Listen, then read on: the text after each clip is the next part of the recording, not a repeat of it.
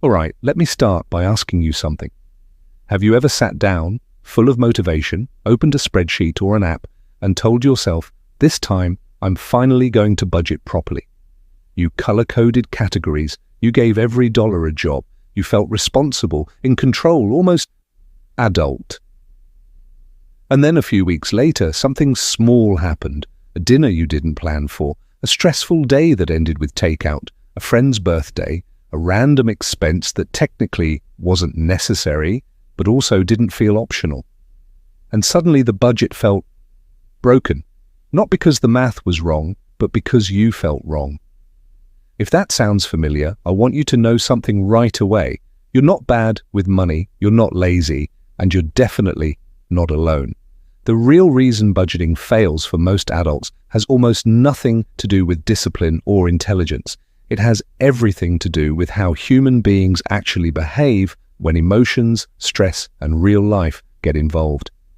And once you see that clearly, budgeting stops feeling like a personal failure and starts making a lot more sense. Pause for a second and think about how budgeting is usually taught. It's presented as a logical exercise, numbers in, numbers out, income minus expenses equals control. If you just track everything and stick to the plan, you'll be fine. But here's the quiet truth no one really says out loud. Most adults don't fail at budgeting because they can't do math. They fail because budgeting is designed as if humans are calm, rational machines, when in reality we're emotional, tired, stressed, and constantly reacting to life. Traditional budgeting assumes you'll make decisions in a vacuum. It assumes you'll say no to things consistently. It assumes your needs will stay predictable. It assumes your emotions won't hijack your choices after a long day. And that assumption alone is enough to break the entire system. What makes this even harder is the shame layered on top. When a budget doesn't work, people don't question the system. They question themselves. They think, why can't I stick to this like other adults?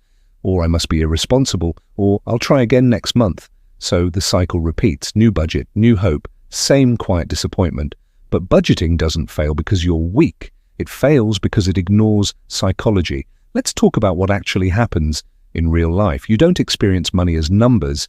You experience money as emotions, relief, anxiety, guilt, freedom, pressure, comparison, exhaustion, sometimes all in the same day. Rent isn't just rent, it's security. Groceries aren't just food, they're comfort and routine. Eating out isn't just an expense, it's rest when you're drained. Impulse purchases aren't about stuff, they're about relief. Traditional budgets don't account for that. They treat every expense as morally neutral, when emotionally they're anything but. Think about a normal weekday. You wake up already tired. Work takes more out of you than you expected. You're mentally juggling deadlines, messages, responsibilities, maybe family expectations. By the time you're making spending decisions, your self-control is already depleted. That's not a personal flaw, that's human behavior. Psychologists call this decision fatigue. The more decisions you make throughout the day, the worse you become at resisting short-term comfort. Budgeting assumes your willpower is infinite. It's not. So when your budget says you have food at home, but your brain says, I can't deal with cooking tonight, the budget loses. Not because you're careless, but because the budget never accounted for how you'd actually feel at 8:47 p.m. after a long day. Another reason budgeting fails is that it treats spending as the enemy. The goal becomes restriction instead of alignment. Most people don't actually overspend because they don't care about their future. They overspend because their present life feels heavy. Money becomes a pressure valve. When a budget only focuses on cutting without asking why spending exists in the first place, it creates resistance. You start to feel controlled by your own plan. And humans naturally push back against control, even self-imposed control. That's why extreme budgets work for about 3 weeks. They feel powerful at first, then they feel suffocating. There's also the issue of unpredictability. Life is not a clean spreadsheet. Cars break, health costs pop up, family needs support, prices change, energy levels fluctuate. Traditional budgeting often leaves no room for emotional or financial margin. Every dollar is assigned, every category is tight, and when something unexpected happens, the entire system collapses.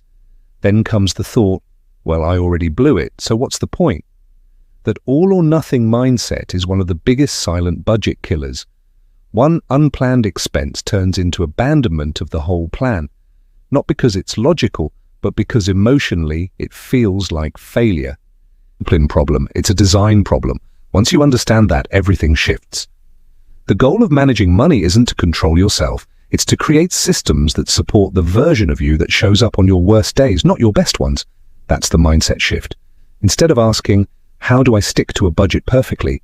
The better question becomes, how do I build a money system that still works when I'm tired, stressed, and human? That changes everything. When you design around behavior instead of fighting it, money becomes less emotional, less personal, less shame-filled. For example, instead of pretending you'll never eat out, you acknowledge that eating out is part of how you cope with stress. Then you plan for it. Not excessively, not recklessly, just honestly. Instead of tracking every dollar daily, which feels productive, but often leads to burnout, you zoom out and focus on a few high-impact decisions. Housing, transportation, lifestyle creep, automatic savings. You let automation do the heavy lifting because automation doesn't get tired.